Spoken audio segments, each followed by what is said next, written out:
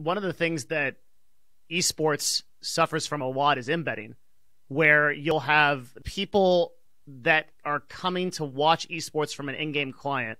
This has happened from Blizzard, even Riot. What is a real viewer? This is a really weird question, and it's really important, because if we don't know what a real viewer is, we can't price it. Because if you say that, okay, the CPM is X, well, CPM is basically cost per 1,000 viewers, right? Cost per 1,000 impressions. If it turns out that 500 of those impressions aren't really watching the thing, we have a real problem. We're cutting the price in half, right? So I think esports has this issue of tracking, and there has been some effort to try to address this.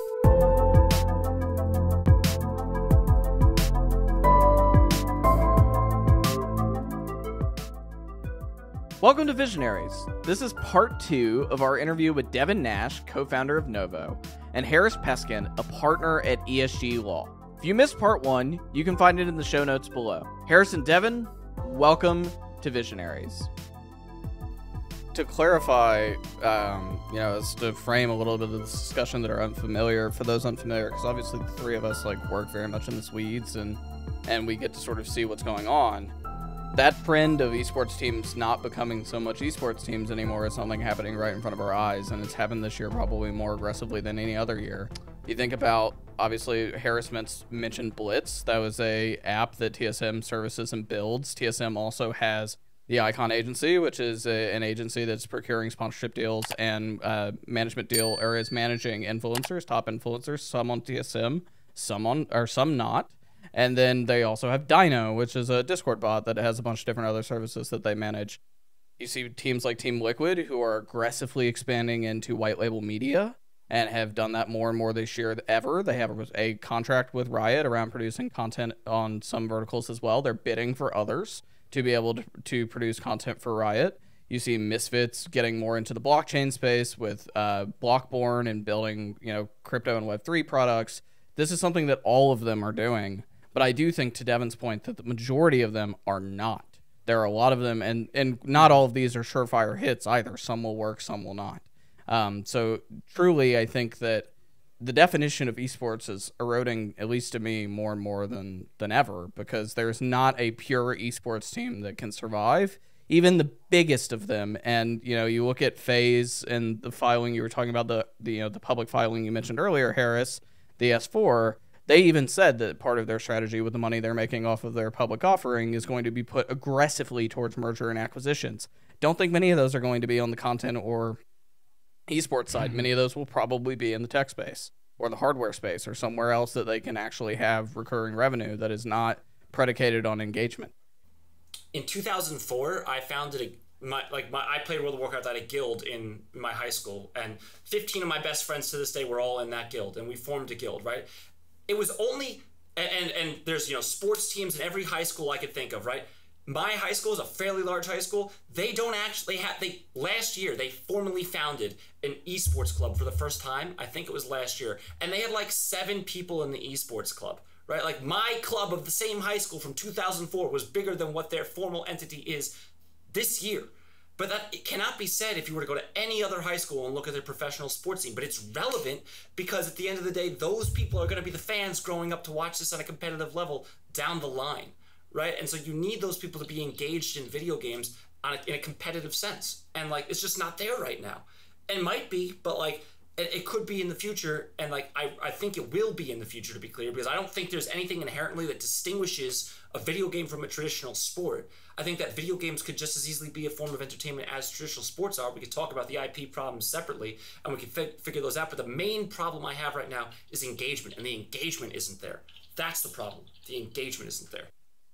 Well, and that was my point about accessibility earlier too, and hockey having sort of that base of youth viewership and youth participation at some point. Well, I mean, that's a huge problem. I obviously Overcome is partnered with Nerd Street Gamers, and I make that disclosure because obviously I believe in what they're doing. I wouldn't be partnered with them if we weren't. However, businesses like theirs, businesses like Belong Arena, and some of these others that are trying to make sort of the PC Bong model work here in America in a way that it never has before. There are so many accessibility issues to getting youth involved in esports because it's so costly. And you have to continuously do it, right? Like I have a phrase was people grow up with and into sports, but a lot of times they grow out of games. So if you look at a lot of like what carries the sports audience, it's a lot of the 35 to 45-year-old demographic. But by the time that the people get there in gaming, they're pretty much like a lot, not all of them, right? There's still a lot of passion in older people in gaming, but a lot of it is tempered by the amount of time that it takes when you have kids, when you have everything going on. You can't play as much. All three of us that are in the industry know that like our gaming got cut pretty significantly like once we started actually being professional in it, right? And that's just the case with all kinds of work. So I wonder, like, for let's take League of Legends as a property, and you take the 1900s concept, maybe we're really early. Well, they have to continuously aggregate younger audiences and build this community as games like Roblox and the Minecraft like dominate the younger market and the interest of it. And I kind of like question how that is going to happen in the long term, right? Like, are we going to still see audiences? Let me ask you a question. Yeah. Do you think that the Smash Melee scene? Well, I'll just put this out there. I don't play Melee. I can't play Melee. I'll get my butt kicked if I tried to play Melee. I play Ultimate. But I watch all the Melee tournaments, and I have for quite some time because I just find it to be compelling and it's interesting.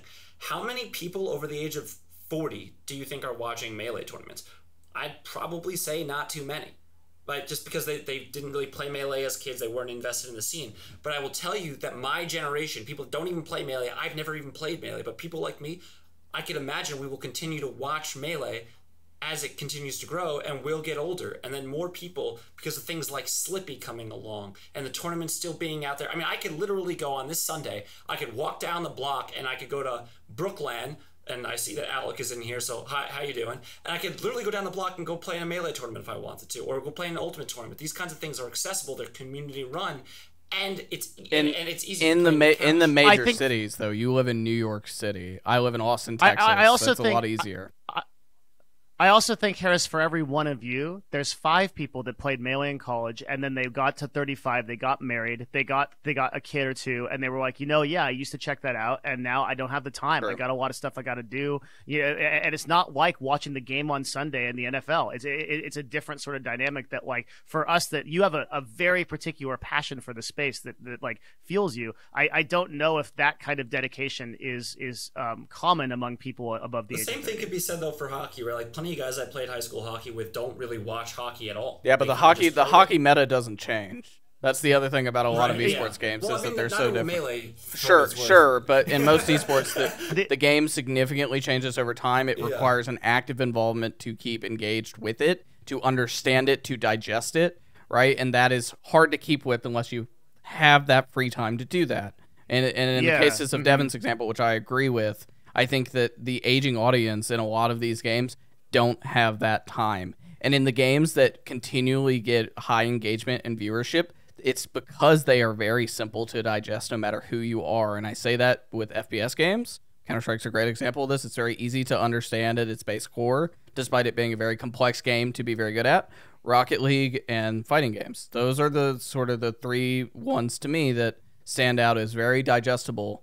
I took my 58-year-old mother to an Overwatch League event a few years ago, and she was lost. It was a great experience. She got to see for the first time what it looks like to be sort of in my world, and got to see me be on broadcast. But it's wild to understand kind of what that looks like. I'm taking her to a League of Legends event in a month and a half, and I'm sure it's going to be somewhat of the same. But if I were able to take her to a Counter-Strike event, or if I was able to take her to a fighting game event, it's way more simple to understand. She's a gamer. No, I totally agree. And I do think that the games that are more simplistic to understand in the long term will be the ones that have the best chance of garnering some form of a sustainable audience. But again, like, I don't really know. I mean, when you're looking at baseball before there was even TV, and you could only really watch based off of like your radio, and you had to have a radio within like 2 miles of the stadium, like that's kind of, I don't know that was necessarily sustainable model of some sort of a revenue model back then, right? But at the same time, eventually it grew and it grew and it grew, and then it kind of, more fans became fans of baseball because their parents were fans of baseball, and they imparted that on their kids. Like, I know when I have a kid, I'm going to play video games with my kid for sure. And and so like I don't know that it's a time issue. I don't know we have that. But that's I don't know we have that data that's the yet, Jacob's point. problem.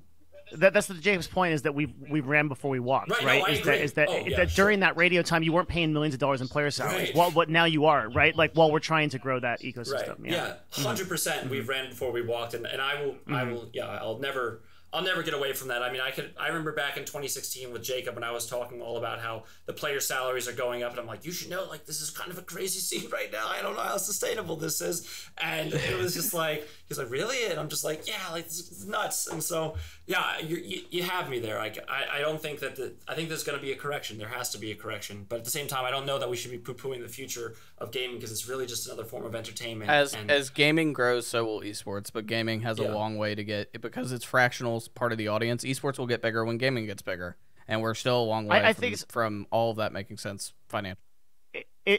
It's also like, if you look at the young demographic audiences getting into, it's not esports games. It's Roblox, it's Minecraft. It's those type of games. It's mobile games like Brawl Stars and shit like that. Which I guess to some extent you could say as an esports scene, but like, I don't know. Like, I don't see like this like widespread adoption in League of Legends of like 12 to like 18. I would agree that I don't think it's League, but I don't know that it's entirely fair to say they're not playing they're not playing Melee. Well, they're not playing Melee, but they're playing Ultimate. They are playing Rocket League. I taught a subsection of high school students in New York a few years ago, and then went and volunteered at around the same period of time with middle school students. And that was the game of choice among like these probably close to 100 kids that I interacted with, was that. Because it's like at its core not very difficult to have fun with, but it takes an expert level of expertise to really be very good at it. And I think that's the best esports games.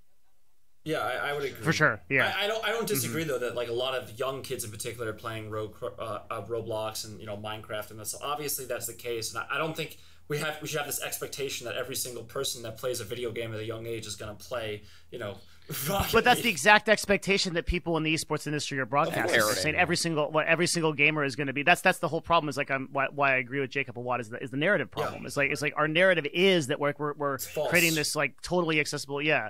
You know on a positive note, because I've been negative really also, one of the esports that I'm really excited about that I think will change FGC is multiverses. I hope I'm right on this. If player first games can continue to develop at the rate and quality that they have been, I actually think multiverses has like a huge potential to be like an awesome esport, and a lot of young kids are getting into it because of the cross-play free opportunities on PlayStation and Xbox. It doesn't exist on Switch or mobile yet though, and that is not yet. That is where it needs to go. It'd be a big deal if it did. Yeah. I do think Multiverses is a great game, and I've had some fun playing it. I don't know that it's like that level that we're talking about. I've been killed by the Evo showing was good. The Evo viewership was good. It was good, but it's I look at like Smash viewership, and Smash viewership continues to be extremely high. Like look at Genesis. I think it's constantly. I think Genesis. I think we're 8 or 9 was around like 120. And I mean, it's fluctuated throughout the years, but still, like, that's a great event. Guess how much money it costs to go to that event? It's basically nothing. So in terms of, I'm not to say it doesn't cost money to put on the event, but I would say there's obviously hosts of the event. There's organizers that are taking a cut from the entry fee. There's sponsors of that, and then they're also making money on whatever else they're selling at the event. I mean, that's kind of the model that I think is going to be the most successful. Not to belabor the point too much, but anyway, that's my take on the scene. I do think that there is some room for positivity. I do think we're still incredibly early stages. I hope so. I bet my whole career on it. So time for realism, though. Like I don't think it's dead, but I think it's time for realism, and that's really really important. There's not enough. Yeah, but I think there should have been realism years ago. And when I think that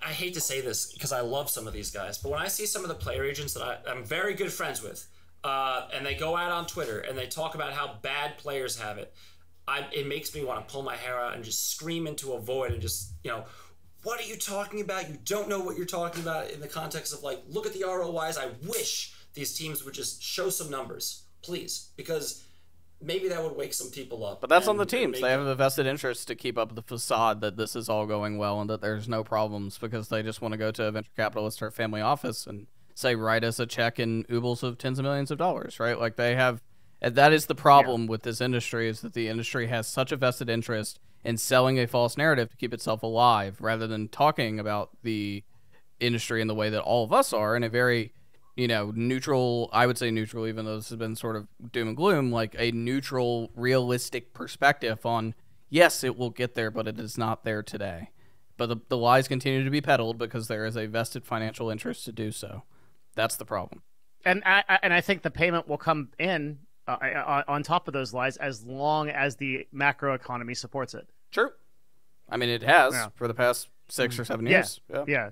So you're right. All right, so let's start taking some audience questions because we have a lot of good ones. I'm going to start inviting people up to speak, or my staff can start inviting people up to speak. The first person that we wanted to call up was Chris Laporte. I see Chris engaged with a lot of my content. I believe he's a Substack subscriber to me as well, so thank you, Chris. And I know that you're very active on LinkedIn too. So, Chris, I'm going to invite you to speak, and you are more than happy to come up and ask your question. In terms of finding a solution, because there's not transparency, when do we start seeing numbers broken down from Twitch and YouTube based on where viewership's really coming from? I had to explain to everyone, 350,000 people were watching Rocket League, but I really can't tell you where they came from. So that's pretty much my question. I love that question because I think you can't even tell that they're real.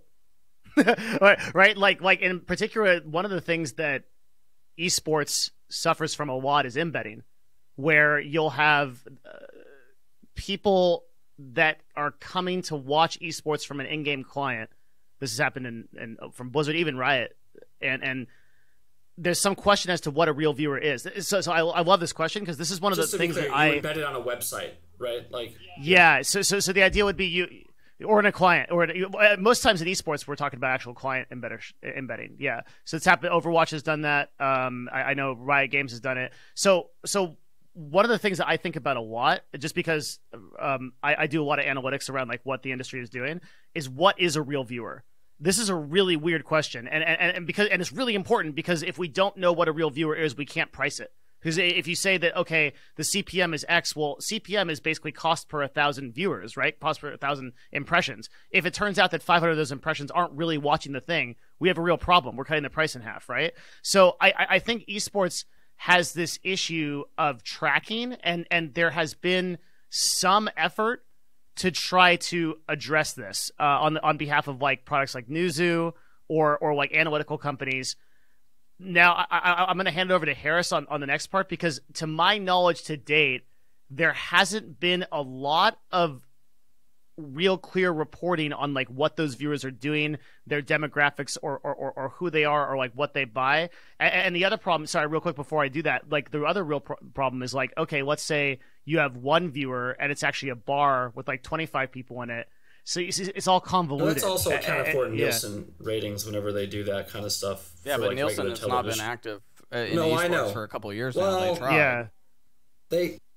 Depends. They do private assessments. But anyway, yeah, I think it's a really good question. Twitch is notoriously, I would say, protective with their kind of API and that kind of information. I don't think we're going in a direction where they're going to be revealing much more of it. But you want to know why? I know why. Because I anticipate 30% of those viewers are not even real. Well, on anywhere on Twitch. I think. Well, it depends. I'm not speaking. It depends. There's no regulatory market, so obviously we're doing a podcast here. I know a lot about the podcasting space. There is a like standard metric across all podcast platforms, despite who you distribute to, which one you're on. You have to listen for a certain amount of time. You can't count multiple IPs, counting as additional listens. It's one person. Podcasting is one of the best priced. It's when we're selling ads, we love selling against podcasting. It's one of the most provable. It's very direct, whereas in the case of Twitch, it's one platform that has the majority of lion's share of that interest, and there's nobody holding them accountable other than themselves, and obviously they have a vested interest not to. To be clear, I'm not. So to be really clear, I'm not saying that Twitch is actually fudging these numbers. What I'm saying is like what counts as an actual Correct. viewer on Twitch is really held to question because of mechanics like embedding, because of mechanics like logged out chat and shit like that. Yeah. I mean, there are standards. I don't want to get too technical. There are standards they have to abide by with respect to the FTC and other broadcasting stuff. But I think that it is worth mentioning that they are in control of their API and they can choose what they want to disclose and what they don't want to disclose. And that's really where we are right now. There are companies that are trying to kind of recreate that technology or otherwise like figure out based on some sort of tech that they're creating. But I would say that it's going to be difficult because ultimately it's at Twitch's disposal. And I think that really it could just be a case of your guess is as good as mine. So well, that's very bad for advertisers because how do they mess? If we're gonna price everything by your guess is as good as mine, that was my point in the original point in the show, right? It was like are we actually seeing any of these? That's why I asked you the question: are we seeing these real CPM numbers come up in these ad deals? Because I don't see. But how do you price that when you don't even know if the viewership's real or where it's from? Right. So you have language in the contracts which will one account for CPM, and two, it'll account for bots, embeds, and all that standard language that you'll throw into a contract, which will say you can't buff up the viewership and whatnot, and they'll ask for the reporting that Twitch provides you, and that's that, right? Like beyond that, the team doesn't have additional reporting requirements to otherwise get viewership numbers that Twitch isn't giving them. Right? I can't give anything other than what the pricing's bullshit. Well, listen, I mean, I don't know. Truthfully, I'll be honest, I don't know. I don't know if there are embeds or others, if it's super fudged. I know teams are required to not fudge them because they'll be in breach of their contract if they were, if there's language in the contract which is going to say you can't buff the viewership, right? Like, so other than like organic viewership. So if they were doing something like that, then certainly they'd be in breach of their contract. But with respect to what Twitch is doing, Twitch is just going to give the team the number and the team's going to go report it. That's how it is. Okay, so hold on. So like what I'm saying is we're talking about two separate things because like what you're saying is that in a contract they have to say, yeah, we can expect to get an average concurrence of X based on like a V90 or like average or what. Yeah, of course, that's all understood. What I'm saying is the problem is pricing those viewers and the quality of those viewers. So for example, like when we sell ad deals, a very important metric is MWPU, minutes watched per unique viewer. How long does a person watch a broadcast on average, right? And we get that data because if we have an engaged user that's engaged in some way that we can track through something reliable like Google Analytics, we can price that to a CPM relevant to where that person exists in a category. So for example, like on YouTube, if that person exists in like a finance category, that CPM might look like $35. If that person is in like a Minecraft category, it might look like $6. There's a totally huge difference in how you price things. What I'm saying about esports is that in esports overall, you have no idea where that demographic is. To this viewer's question's point, that we have no idea where that person exists. We can't price them. So then all those contracts are just arbitrary. Well, no, but your problem is the reporting information that Twitch is providing. It's not with the teams. The teams are only able to disclose what they're receiving from Twitch in the control panel, right, or what they're in the creative dashboard, right. That's the team is still going to report that, and you're trying to solve for a question of like, do we have advanced analytics with respect to how many of these people are coming from embeds? How many of these people are coming from... Well, that was Chris's original question. The team has to... Right? Like, how do we make... exactly. But the team has to price it. Right, the team is still selling it, right? But they're selling it off what they have. So how can they sell it if they can't define it? That's what I'm saying. They're defining it based off the information that they're being provided. You're questioning whether whether the origin of that information is accurate. Right, so you're saying, right, I understand. Mm-hmm. So like that's, the team is basically providing what Twitch is providing them. Your issue isn't with the teams, then it's with Twitch. My issue is with the team because the team prices it. The team says it's worth this much money when they don't right, but that's know that. Well, they know that based off the information that Twitch is giving them, and they don't have any. I mean, they don't know if why would the team have any reason to suspect that if they're not fudging their viewers, who's fudging the viewers? What I'm saying is, if the team says 1,000 viewers is worth this much, how are they pricing that? Right, I would assume they have some sort of a market rate based off some sort of a rate card which they've established. Nope, it's entirely arbitrary. They have no idea what they're doing. I mean, I'd caution a little bit because I've seen those rate cards and I put them in contracts. I made those rate cards for 5 years. Yeah. And I still do. Right. And I'm telling you that the vast majority of it is arbitrary. If you can, so it's not against whatever contracts you're working on to tell us how the CPM model works if that's true. Right. Like, then tell us how they price it. Right. Well, you're asking, in a you're general asking sense. How they derive the number for the CPM. Yes, how do they value the deal? Right. Yeah. That's obviously not where I work on. I could tell you that there are valuations for certain influencers to do certain work. I could tell you that there are valuations for certain executives to be included in certain works at sometimes. And that value's arbitrary. Right. It's made up by somebody. Anything else, right? Like no, it's not. In ad deals and okay, I'll tell you why. Because I sell hundreds of thousands of dollars of ad deals. Okay, so when I'm selling a deal on Facebook or when I'm selling a deal to YouTube, let's take a YouTube deal. Okay, like because if if I do like a Facebook or Instagram deal, it's going to be Google too rate card, and like, you're going based off of the Google rate card. Maybe you're doing a direct sale, which is going to be like something like 20 CPM, right? Like I'm doing it based on the category and what the CPM is that is actually being sold against in AdWords. Yeah, you're asking what the demographics are, their likelihood to be interacting with the product, and what I'm telling you is the information that's provided to teams is what they're using to generate that kind of a CPM, and it's not the team's fault if that's not correct because Twitch is providing. But you can't generate a CPM based on number of viewers. That's not a pricing strategy. You can do it right? based like off of demographics and what games they're playing. They don't know the demographics. You just said that. That's not what I said. That's not what I said. To be clear, what I said is we're not certain that the numbers that are being provided by Twitch are accurate. That's what you're taking issue with. I'm taking issue that I'm saying what is a viewer, right? Like you can say. And that's a combination of problems. It is a combination of what you just said, right? That like, so if Twitch is reporting the number of viewers, I want to get off that because I don't think Twitch is fudging numbers. Like if it's 1,000 viewers, that's what I was saying is that they might actually be fudged. Like that's what I was saying. Well, there's a percentage that's being fudged, not maliciously by Twitch. Right. Exactly. Yeah, we're on the same page there. But what I'm saying is like then let's take the information of how you actually price that viewer. What is their demographic? Right. What is their buying habits? What is their that information isn't available on Twitch, and it's not available. The teams don't have it. So what you're saying is right. The teams are taking that information and for what they have and they're pricing it. But what I'm saying is that's inherently arbitrary because they don't have the data. They don't actually know that. And so I'll give you an example. Teams will have information on what their fan base demographics are. That's not true. Teams will have information on what their fan base is, but not like the generalized idea of like what their Twitch content creators are. There's a big difference of like who watches Twitch versus who watches the teams. Right, so to give you like a direct example, go ahead. To give you, but that's how you're pricing, right? We go to the S4 that FaZe put out. They have demographics and put in there as well. What their demographics are looking at are. And they're reporting. They have those demographics because they went onto YouTube and they looked at the YouTube.com/analytics profile, not because they are on Twitch and they're looking at their Twitch streamer profiles. And that's the majority of what FaZe is selling against is their CPM. So if you were to make the argument that FaZe could actually build a reliable CPM model, I would actually argue that they can. But that's because of their huge presence on YouTube. They can price that out against Google AdWords, but I don't think like a like-minded team like or a likewise team like I don't like Liquid, for example, right? I don't know if they could do the same thing because if they're pricing towards our concurrent viewership on Twitch is X, right? And we think you're going to get this many hours watching this many impressions.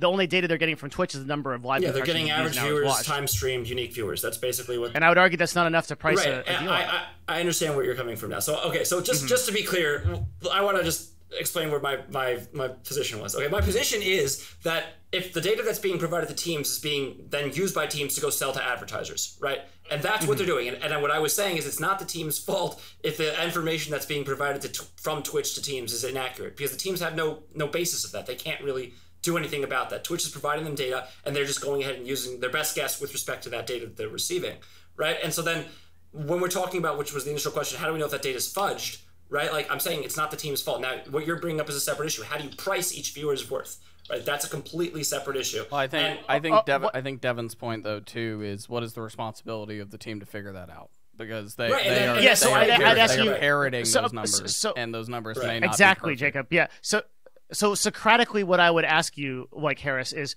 it the team's obligation to make the deal make sense for the sponsor, like to provide value to the sponsor? So of course, it is, right? Like if the money is arbitrary. Well, I would say it's the sponsor's the sponsor's negotiating a deal. The sponsor is negotiating the deal with the team. The team's giving them whatever information that is accessible to them or whatever information that listen, every single time we do a report or we do a sponsorship deal, there's always going to be a section that talks about reporting and what kind of information is going to be provided. The sponsor will know full well what they're getting into when they're getting into these deals because they're negotiating them with the team in advance and they're asking for that information as a disclosure. Or at the end of the contract, once it's already been done, they're receiving reporting that's being provided to them by Twitch. So it's not like if I sell you a rubber ducky, if I sell you a rubber ducky for $1 million and you buy it, was it ethical of me to do so? Just because you bought it? Because that's what you're telling me, right? Like so if I decide my rubber ducky is worth $1 million and somebody will buy it for that, is it a good deal? Right. Well, what I would tell you is that the person that, I mean, listen, there's all kinds of conversations about this with respect to with respect to courts looking at or trying to assess the value of the deal. And they try not to do that for what it's worth, because oftentimes courts don't want to assess whether the person was receiving fair value in the deal. They tend to let those kinds of deals, they don't assess those deals. They say that the buyer beware, like, you're getting what you're getting. It's not like the teams are lying to these guys. Like, these teams are still providing the information they're getting. And ultimately, it's the sponsor's job. And by the way, the sponsors might move away from the space because they don't like what they're getting. But that's not the team's correct. fault. I think that that's actually where I'm ultimately going with this. Is I think that is what ends up happening and has happened multiple times with teams that have burnt out. And look, it is a very strong statement for me to say that a team is, quote, like, lying to a sponsor. I don't think that's a fair statement at all. But when you say your combined, hey, you average headset company is going to get in front of I see all these decks. I know you do too, right? Like, you're going to get in front of millions and millions of impressions because you're taking all the LCS numbers and all the total numbers of all the total tournaments of all the teams where you are exposed, and you're counting that as an impression, and then you're pricing on that model. That feels a little bit unethical to me. Agreed. Okay, and I know that's happening, and that is my whole point of this arbitrary pricing, is that you invent a number based on that because you don't have good data otherwise, and you're relying on the ignorance of the sponsor to agree to it. And thus far they have, until such a point where they wise up and they get the hell out of the space, which we've seen been happening with the endemics. Yeah, I mean, I don't know that I entirely agree with that. I don't think I regard the people at the marketing departments of these sponsors to be, like, completely ignorant actors. They've seen plenty of reports from Twitch analytics before because it's a requisite. I think it depends on who it is. The non-endemics have been. I'm sorry, the endemics have been in this space long enough at this point. They've had so many deals where they are fully aware of the reporting nature of what teams are receiving. And so many of them had decided to hop. They're out, and so many of them have decided to hop on the creator train because. But the ones that are still in are pricing much lower on those sponsorships than they did before. I don't know that I agree with that entirely. I heard you talking about that in your video. I have the numbers, and I'm not going to entirely agree with you on that. But what I'll tell you, Jacob, is you're saying they're hopping on the creator. The problem is you can say you have the numbers and you don't provide them. I do provide the numbers in my videos, and I tell how much those sponsorships are going for. I can't talk about the amount of money that the sponsors are paying my clients. Well, then we're left with, hey, trust me, bro. You're it's going well. Let me just respond to Jacob here. I'm not saying it's going well, to be clear, but you're saying it's completely leaving the space. Like, I don't think that that's true. I mean, there's plenty of... Well, I gave examples of endemics that are leaving the Overwatch League objectively, but that's Overwatch League. That has all to do with the fact that the Blizzard Activision brand is completely toxic right now. There's plenty of sponsorship deals that are going on. Just look at team Twitters. They announce them all the time. It's not like... I mean, HyperX was just announced a couple of weeks ago by one of my clients. I mean... Do you think that the value of those sponsorships is going up over the last 5 years? But over the last 5 years, yes. Over the last 5 years, yes. Over the last 5 years? Yes. Yeah. Over the last 5 years, yes. But recently, I don't think it's anywhere near the same, I think I want to put a slight. Jacob, I do want to respond to one thing. Yeah. I want to say one thing what you're saying. So you were talking about content creators, and you're saying, well, they're leaving to go to content creators right now. But in theory, they would still have the same problem that Devin's referring to if they're going to content creators, because those content creators pricing their value to the sponsor per engagement is still going to be inaccessible if you don't have the demographics and the games that they're Well, it depends on what platform they're pricing on, actually. I think a lot of... I just want to say I think a lot of content creators that I know price based off of YouTube. If they have a podcast, they're pricing based off of metrics that are measured. You don't price based on measured based on Megaphone or Simplecast or any of the others. I have a formula. I have a formula that I sell content creators for. I can show them exactly what the impressions and the weighting is, and I literally can math out for you right now what any content creator on Twitch is worth, and I can make it make sense. But I challenge any esports team to come to me and do the same thing. Right. Well, I mean, obviously, because their inventory is inherently arbitrary, right? Like their inventory is what is going to be an aggregated combination of what their content creators associated with them is plus their own individual. It's slightly immeasurable. That's the problem. Is that it's not. Yeah, it's not like if we're going based off Twitch. Then correct. And Twitch is a terrible thing to sell against, just generally. Yeah, I mean, but compared to other platforms, that's what we're saying. Well, they provide less information, but just to Devin's point again, like I do think it's worth mentioning. I mean, he brought up a rubber ducky example. I think that's kind of unfair when it's like these marketing teams have never looked at like a report that's being generated by a team after the thing is over. So, like that, what they've never seen. Well, can we talk about that? Can we talk about that? Okay, because this is how a marketing team. Oh no, Jacob just left. He's like, wait, like so this is like a marketing team. Like my argument would be marketing teams, including myself, like being on a marketing team, right? Like spending hundreds of thousands of dollars in ads. We are ignorant until we're not. Right. So like I'm always ignorant of a new space. So for example, like I'm looking at Be Real right now, right? I'm putting some money into it. I don't know what the hell is going to happen. Right. Like in the same exact way, if you have a marketing budget of $5 million, okay, you might take 10% of that, 5% of it, 25%, depends on how adventurous you are. And you're going to put that towards what you call an experimental budget. So when we talk about esports and we talk about Twitch, for any non-endemic, it's always experimental. And what they're going to do is they're going to go into it. They're going to put the portion of their marketing budget. They're going to see what happens and what are we basing that success off of. And then if it doesn't work, they're going to pull out. Right, and then if it does work, okay, maybe we'll increase our marketing budget and we'll see that. Like in a non-endemic world, like everything's still sold by Madison Avenue M5. Like it's still traditional advertising across the board. Digital like just passed it like 4 or 5 years ago, and like we're starting to see stuff like even like PPC is early in terms of these spends. Right, so like what I would say is like, when you say that like these marketing departments are ignorant, you're making it look like these like marketing people are idiots. I'm not saying that's ignorant. Not. I'm saying. Well, okay. I said they're not ignorant. Okay, so I'm saying that part of marketing is being ignorant of these things until you're not. Sure. That is literally what marketing is. You're spending money on things you're not sure of the results. You're measuring ROI. You're A/B testing until you get stuff back. For sure. Right. Yeah, and so what I would take issue with in the long-term health of esports on the tune of this podcast is that if you're investing that kind of experimental budget and marketing into these things, and then your esports team tells you it's inherently arbitrary, or eventually if you scold them on it and you say, well, how are you really generating this? Like, where's the real ROI? And they can't answer you. That I think that bodes ill for the long-term health. And again, I don't disagree with really anything you just said. I would say that. All I'm really trying to point out is that it's not like over the past 5 years where we've had sponsors that are endemic to the space and they've been generating and receiving the same reports that they're receiving today, at least with respect to Twitch. Like I would say that they kind of have an expectation as to the report that they're demanding and what it's going to look like when it comes in. And so like I'm a little bit less sympathetic to those departments that have still chosen to be involved. Now, to your point, Devin, they might choose not to be involved. And I wouldn't surprise me if somewhere in the future they say that, but that has a lot more to do, in my opinion, with macroeconomics. That has a lot more to do with a pending recession than the reports that they've been. Really? I just think it's the ROI problem. The reports they've been receiving, because it's the same thing. And no, that's not this. So let me ask you, what percentage would you say? I think you can answer this. Like, what percentage would you say over the last 2 or 3 years sponsorships have gone up overall across the industry? Is it 20%? Is it 50%? What do you think it is? No, I don't think so. I think particularly over the last year, it's kind of petered out. But I was saying the biggest deals, I saw a huge jump around 2019. I would say that was when I saw a massive jump in terms of what overall sponsorship valuations are, and it's been a little bit slow of a creep since then. So is a massive jump 100%, 200%? Like, did the sponsorships go double the value? Because cumulative, Harris. So we're not asking you to drill down your clients. No. Yeah, I'm just looking at it. I'm trying to ask questions. I don't want to put a number on the exact. I would literally have to go to a graph and look at the number. But I would tell you that I was seeing the biggest sponsorship numbers that I could possibly contemplate. Like back around 2019, when there was a massive flurry of sponsorship deals being signed around that time, with valuations that were in far excess, or not values that were in far in excess of millions of dollars. And that was really the first time I had seen that. Right. Anyway, I think we beat this topic to death. We took 20 minutes to answer one audience question. I got 4 more I want. So it was a good question. It was a good question. It made us all think. Thank you, Chris, again.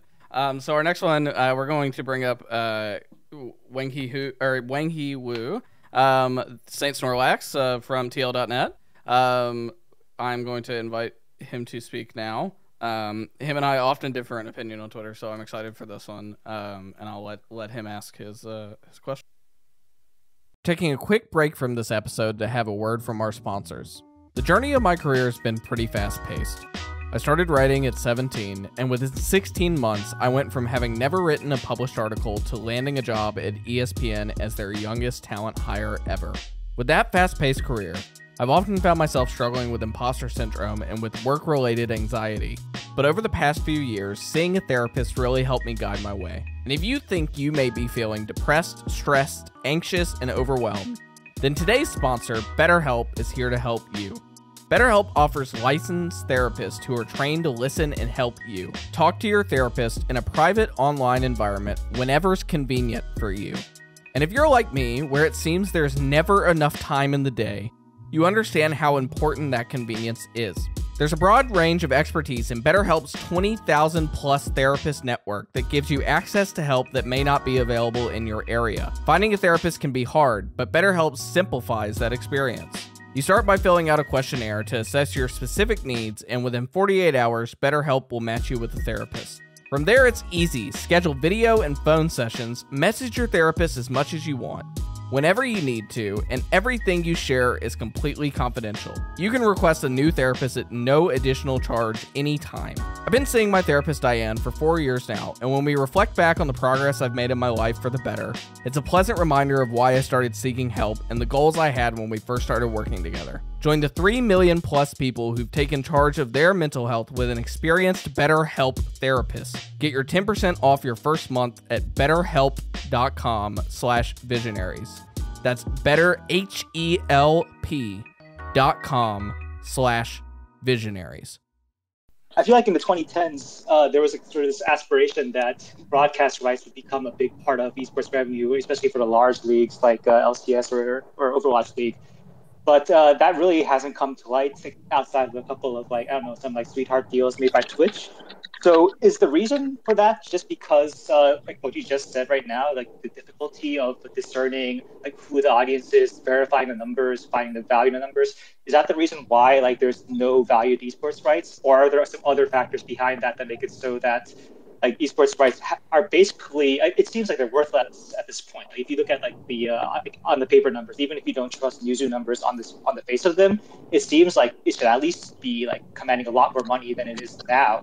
So can you purely attribute this to smoke and mirrors in the industry, or are there some other factors about the esports demographic that doesn't attract these kind of like broadcast rights and advertising revenue? So just to clarify the question, is the question are you asking why aren't broadcasting rights a bigger part of the esports pot? And then basically because it does seem that it's very insignificant, even if you account for the fact that maybe the numbers are juiced or they're unreliable. Even accounting for all of that stuff, it does seem like the numbers are very low when you look at the numbers compared to like something like, let's say, MLS, which averages 200K, 300K viewers per regular season game.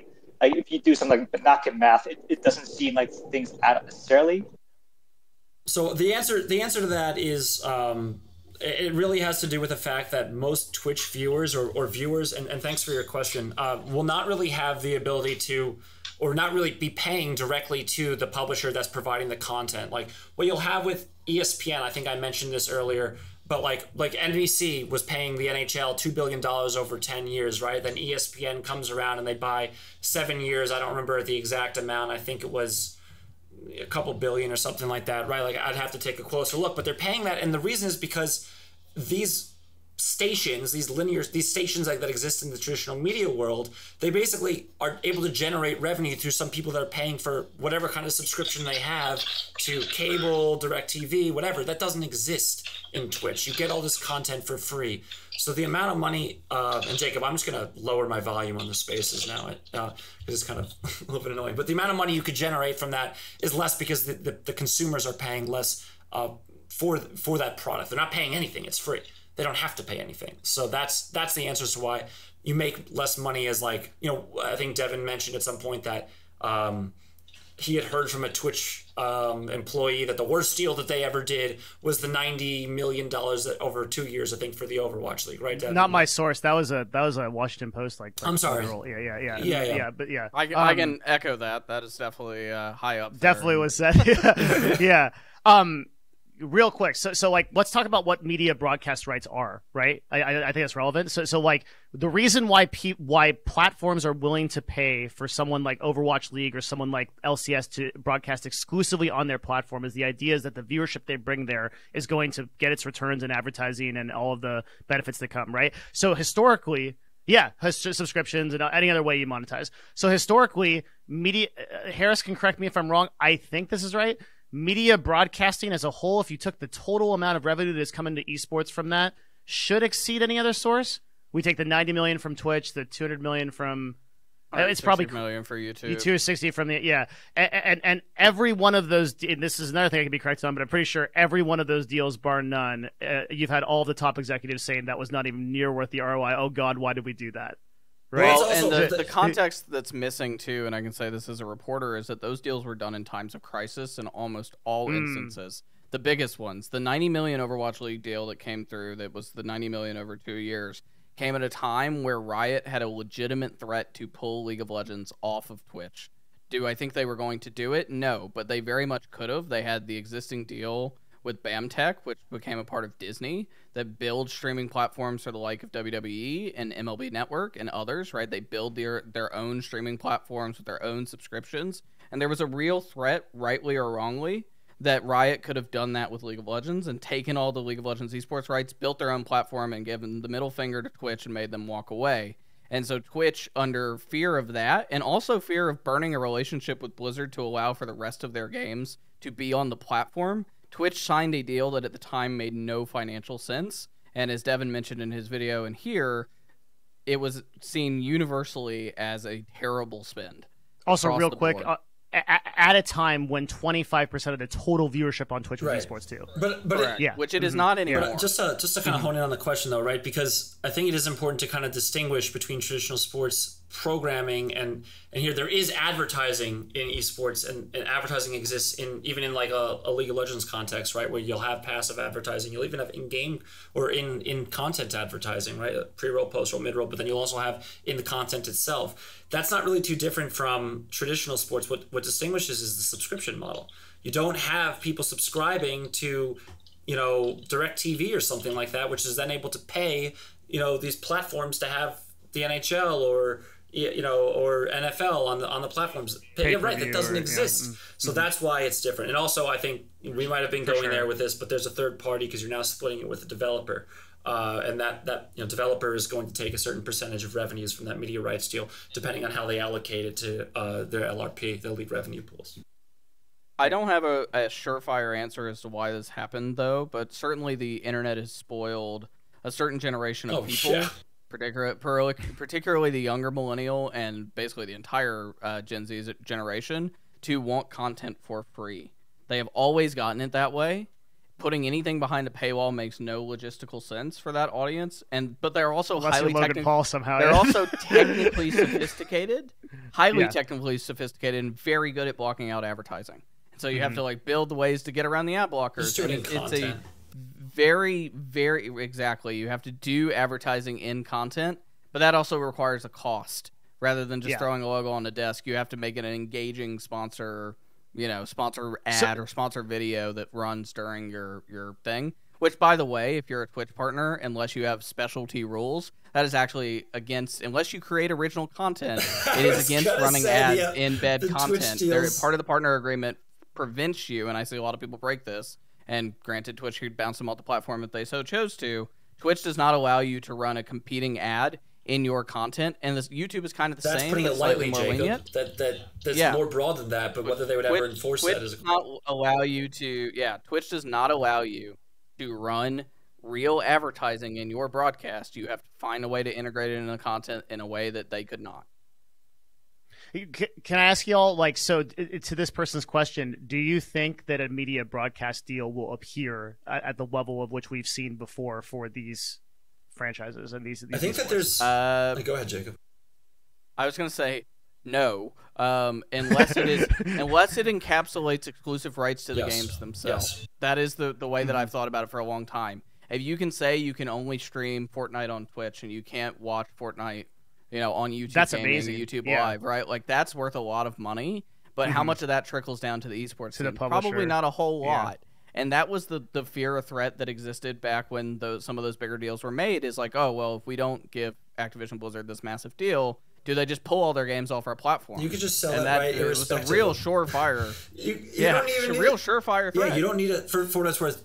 From a legal perspective, Section 106 of the Copyright Act gives all rights to that kind of a reproduction. So it's exclusive rights of the copyright holder in this instance, which is, I guess, for whomever asked the question, Riot in this instance, Activision, they basically own the right to reproduce that kind of stuff on stream wherever, right? They could basically prevent you from streaming if they wanted to, and that's kind of what we're alluding to here. We're alluding to the fact that one of these developers might just go to Twitch and say you're not allowed to stream on this platform anymore. I actually don't think that they would do that because it would just be so terrible for No, but there was a threat that they would. Yeah, no. So you're correct. Yeah, it's not. I think it's stupid too, but there's a real threat that they also would. And that is Nintendo 2014 Evo with Nintendo. But for what it's worth, Jacob, they could just do that anyway without necessarily sharing any of that revenues with the teams. Like, why would you why do you not just do that and then cut out the teams from it? Like, if you're just selling the exclusive rights to broadcast League of Legends, then you don't necessarily need to have a broadcasting deal for the LCS. Like, the two don't go hand in hand, you know? Well, and we'll bow tie this because we do have a few more audience questions, but I will say the other thing too in this very specific lane is the fact that Harris really did mention, like, you know, I used to work at a company that did pay broadcast rights for esports leagues while they were being simultaneously broadcasted for free on other platforms. ESPN was paying the Overwatch League. They were paying LCS and other parts of Riot as well for the same. And the viewership was not great. It was additional content that was on ESPN2 if people, you know, scrolled across and found it, but it wasn't like the audience was going to that part of you know, they weren't seeking out ESPN for that content. They just stumbled across it. Can I ask you a question, Jacob and Devin? What do you guys think the viewership would be if any of these people that are watching the content currently had to pay an overall subscription model of, I don't know, $20 a month? Oh, that's such a good question. It'd be nothing. It would be really low. And I think that I think you have to make subscriptions feel, one, communal. You have to make them feel like they're supporting something, right? I have a subscription-based Substack here. I can talk about that a little bit. Like, people come into it because they want to support the work. But that's the minority of people who feel that, like, parasocial relationship. This is why streamers are sort of the same way, right? Streamers sort of get subscriptions because they want to feel like they're a part of the community, that they're supporting something. There's sometimes benefits tied to it, Discord benefits, you know, chat benefits, right? Like, it's a badge of honor. That doesn't really exist in the esports world and esports broadcast in the same type of way. And then the other part of that, too, is that it's got to be something additive. You know, I think back to, like, OGN when they used to put HD behind a paywall. And they would put, you know, all the Korean esports tournaments behind the paywall for HD quality. And, yeah, there were people that subscribed to that, but there's no way that's, like, long-term going to be a massive revenue stream because people will either just find another way to watch it or they won't watch it at all. They'll just buzz off and go watch something else. You know what's weird is, like, is it gaming as a culture? Because, like, you look at, Logan Paul did PPV and he was amazingly successful, right? Like, you look at Chernobyl, tons of people sign up for HBO Max, Game of Thrones, right? Like this content can be behind paywalls, right? Like, there are billion-dollar corporations that are doing this successfully. I wonder why it doesn't work with gaming. Maybe it's just culture. I think it's partly the gaming culture because, and granted, I'm not trying to poo-poo the people involved in this, but more so the... Jacob Wolf says all gamers are cheap. No. But I will say, gut check again. We won't get the numbers, but if you look at Riot's recent Paramount Plus show, Players, a lot of people in esports, super, you know, sort of the three people hosting this discussion, very high on it, like the sort of the esports insiders. I didn't see a lot of audience engagement around that show, and I think that's because nobody wants to pay to go behind a Paramount Plus paywall. Ultimately, that's pretty sad, because it limits where you can distribute gaming content. But long answer to that question, but good question. They asked their question over text, so I can read it and make sure that it's put in here. So their question is, what do you think about 100 Thieves making a game? How can that change the esports landscape if it turns out to be that the game is competitive and popular? I think that it's a good... So I don't want to talk about 100 Thieves because it's obviously... They a client. Yeah, but I will say that... I think maybe we should just have a broader conversation about transitioning to other forms of products that you're selling here. You know, other kinds of... You're diversifying your stream of income away from necessarily competing in esports. And by the way, 100 Thieves have done an incredible job at making themselves something about other than esports. They've made themselves into a merchandise, like... You know, maybe the best job out of anybody. Yeah, they're like a more wholesome version of FaZe. Oh, it's exactly what that's exactly what they are. No, but they're what I dream FaZe was. Yeah, but I think that's kind of what you're looking at here. More broadly, you're seeing, and we talked about this earlier on. Teams are transitioning into a phase where they're, no pun intended, they're looking at other streams of revenue, and you know. With respect to just owning a game, we've talked this entire time about how game devs own the IP and how that is a real barrier to being profitable. And at the same time, these game devs are making a lot of money. It's not like they're at the poorhouse. Like they make a lot of money, and so why wouldn't you want to be one of them, right? Like, but if Dr. Disrespect is making a game right now, right? Like they know where the money is. Yeah, I think he answered it. Yeah, 100%. Like, if you ever want to see what the next step in esports is, typically you can look towards what 100 Thieves is doing.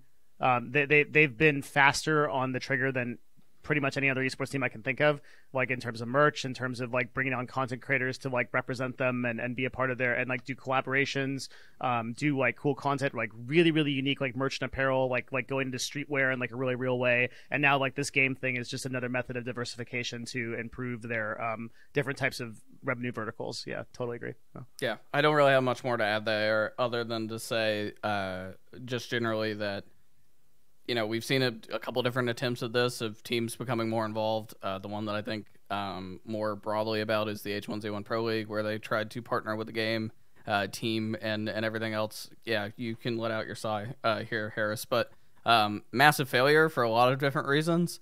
However, more broadly, I think that the idea of a team being more involved in a game, it will allow them to have access to revenue streams that they currently do not, and that they don't have to argue with. How that will work, considering that they've said it's a competitive game, how that will work with involving other teams, that is what I'm most curious about, because clearly there were a lot of conflict of interest allegations with the H1Z1 Pro League because the organizer was a sister company of Echo Fox.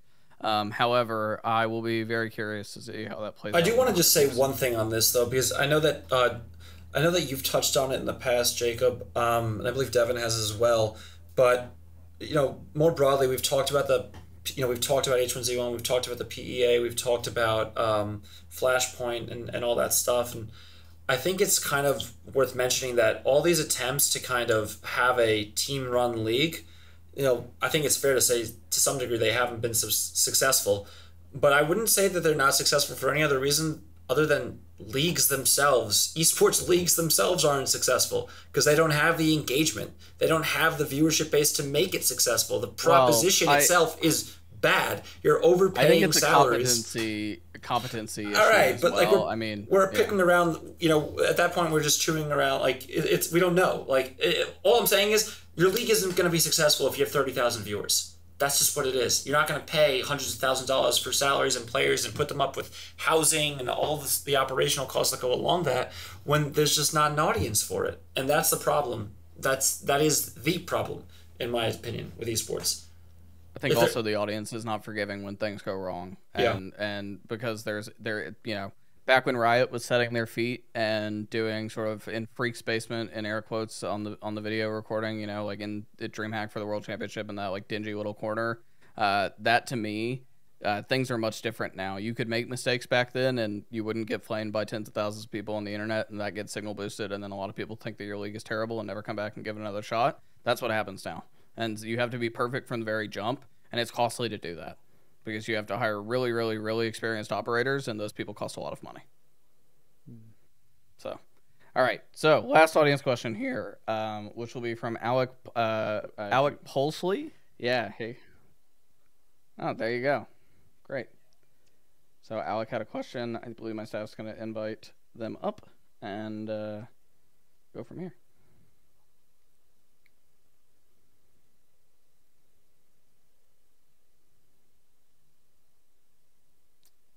They've been invited, but they are not responding, says my team. Can I find, yeah, they did have text to the question, so I can't ask.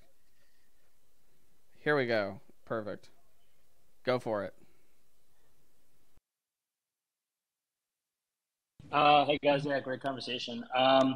I know we talked a lot about the FGC and how strong the community is, and like anyone who's been around, has seen how strong it's been forever. Harris and I might just be spoiled because we're in New York, and the scene here is incredible. But we've seen a lot more orgs start signing FGC players. We've seen like Capcom and Bandai, who are obviously super endemic to the FGC. They've been a lot better with support, with circuits and prize pools and stuff like that. With multiverses and eventually Riot's esports support. Do you think we'll see more non-FGC endemic publishers trying to blitz into the space? Sort of like, when the mobile rush was happening in like 2010s and then the MMOs, 2000s. And then kind of part two on the advertiser side, since I know we've been talking a lot about that. There's been like a ton of discussion more recently than ever about, low price pools in FGC for lower placements, event pricing, advertiser spend, all of that. And then you see something like Multiverses come out during Evo, which I think Devin mentioned, and like that was awesome. I mean, you're seeing players getting 17th place and walking away with more than enough to cover their hotel, ticket, travel, etc.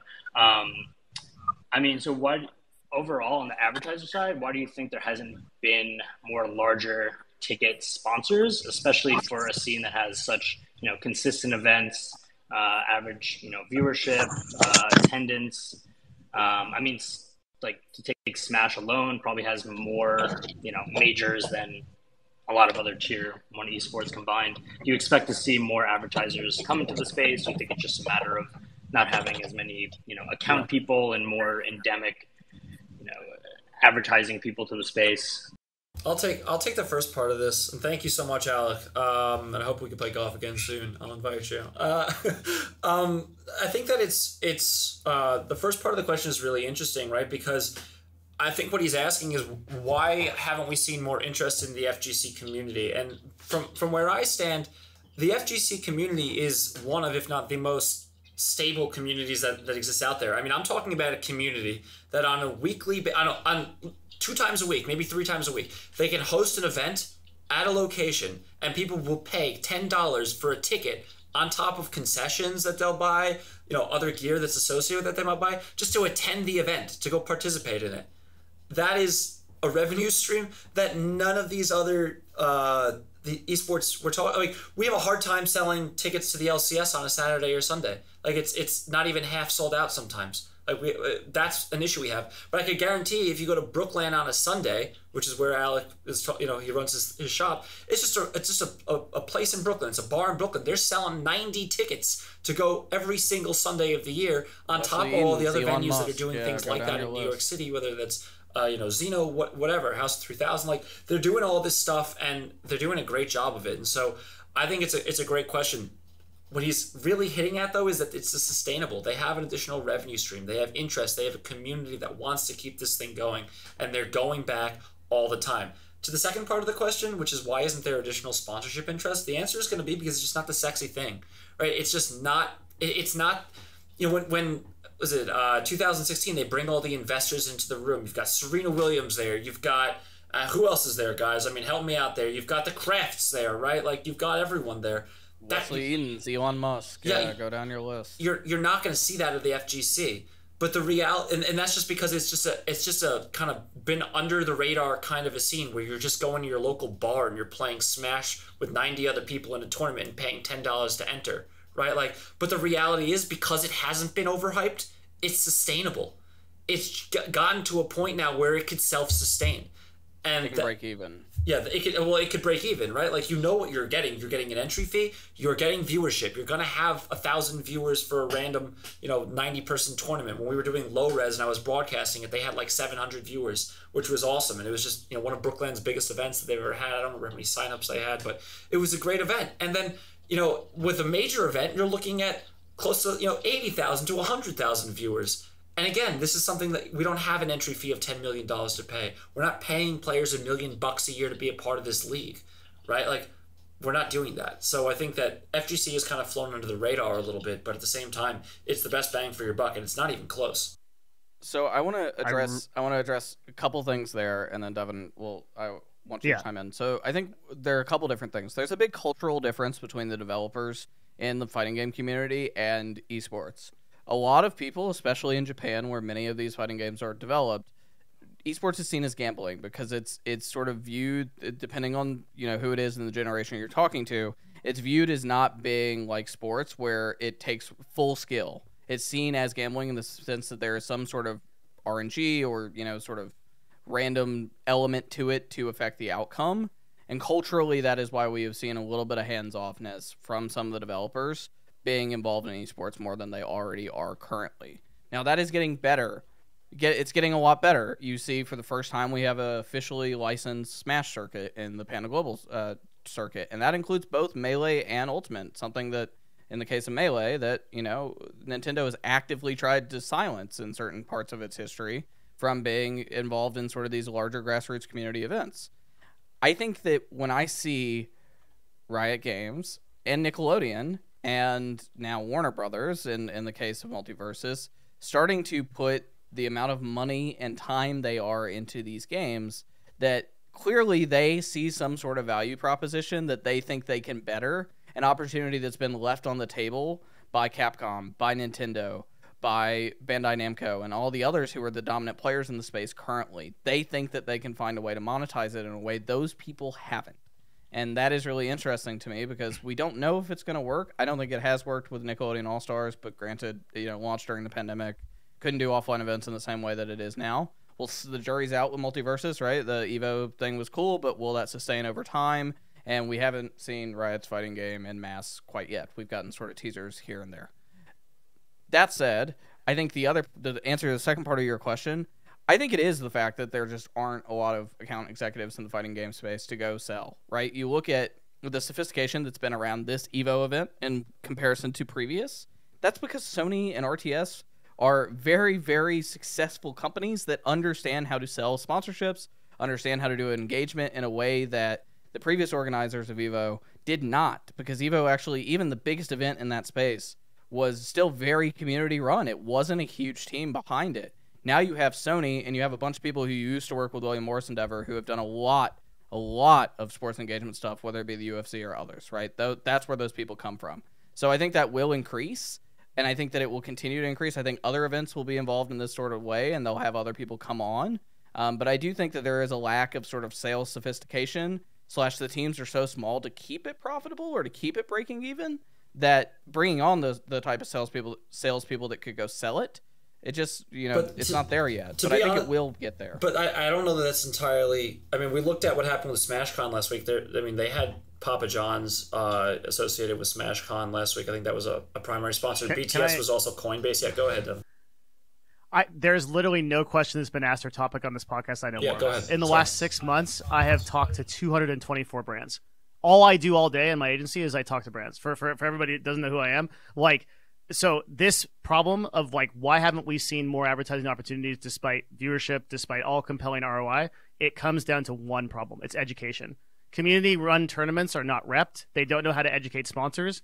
OWL, LCS, CDL, you have active sales teams approaching people about sponsors. In major franchise teams, you have active sales teams. There's a sales department devoted on every major team, TSM, CLG. CLG, a great example, is supported by MSG Sales. Literally, MSG Sales, which has 50 years of partnerships in history, right, is supporting CLG in their sales. So I don't think you need these, like, huge names like the 2016-esque BlizzCon type thing to get these non-endemic sponsors into this space. You need basic marketing. You need outbound. You need direct response marketing. You have to have the calls, describe the inventory, price it, define it, and then sell it, right? And to Jacob's point, the reason why you saw Evo become more sophisticated was because of RTS, like, in their involvement. That's a very clear A/B difference, right? And you do see some of these sponsors show up, and some of these sponsors have proactive marketing departments where they're going to, like, come in, like Papa John's, who has also had some involvement in esports before. But by and large, in the FGC community, these community-run events are not running sales outbound to actually get these sponsors. I think it also depends on... I would be careful to guess too broad of an end. It depends on what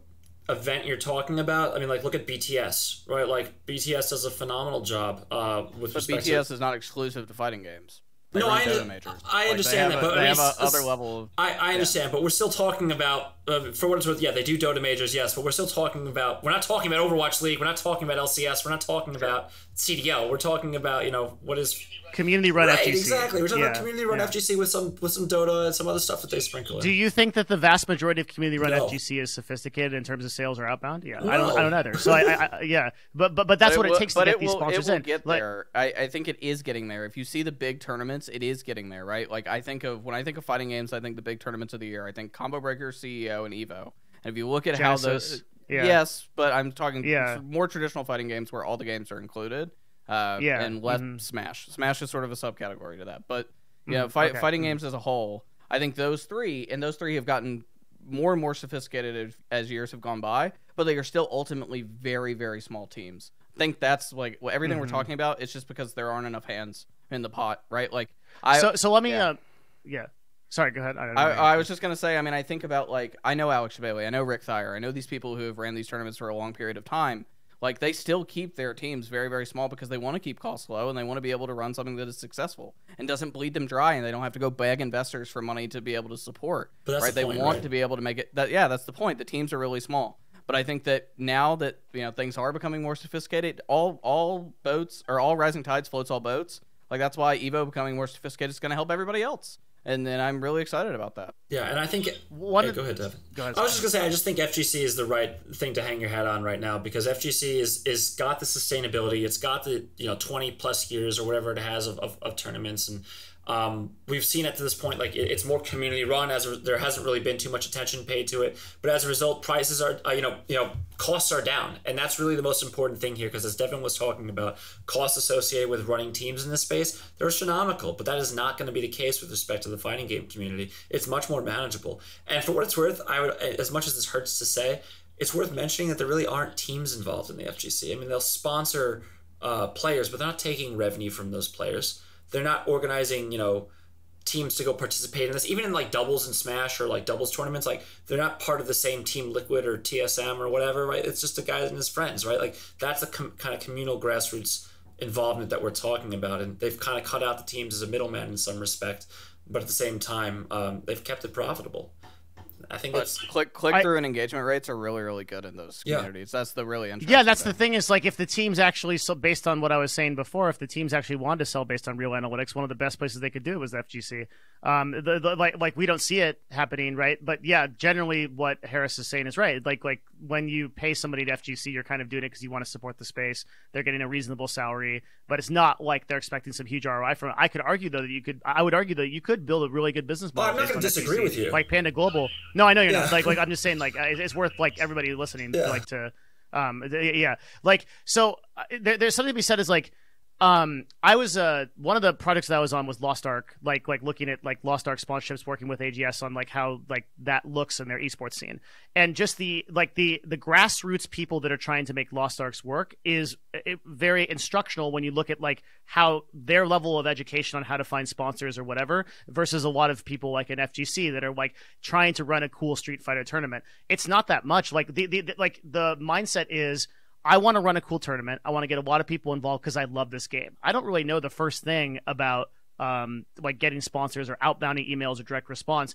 And that's actually a vulnerability that agencies could solve if they wanted to. They could actually come in and say, hey, why don't we work together like RTS did with Evo and let's get a sophisticated sales team behind us and make this happen. I think if you start seeing that like Jacob, where you're saying that this space is going to develop, the FGC is going to kind of develop over time. I think where that happens is that intelligent agencies with good sales teams partner with these tournaments and they make that happen and they start getting the sponsors involved. Because right now it's a problem of education. Like if I had a nickel for every single time I've had a call with a sponsor that this is what esports is, this is how many times, this is like how it sells, this is like the inventory, this is the ROI. Like I would not need to do this agency, right? So like that level of education and conversation has to happen around FGC. Yeah. Agreed. Mm-hmm. Well, I think that is going to be the end of the space. We have gone way over our time allotment. However, yeah, no, it was really good. It was really, really engaging. I hope everybody learned a lot about this. If you want to check out the rest of the episodes, because there are several others, and they cover a really wide range of topics, you can find Visionaries with Jacob Wolf. My name is in the podcast to make it a little easier. You can find that across Spotify, Apple Podcast, YouTube, wherever you find your podcasts. There are video and audio versions available. And we appreciate the support. So if you listen to them and enjoy them, please review them on whatever platform you're on. Please comment, etc. We will be back next Monday. We'll be announcing guests later in the week. But thank you, Devin and Harris, very much for joining us. It's been a really engaging discussion. I think our audience has learned a lot. People have been really engaged, so appreciate that. And I'm sure we'll have both of you back on it at some point as well. There will be some sort of esports news that's super topical or streaming news very topical that we need to like all reconvene for. Anytime. Thank you. Awesome.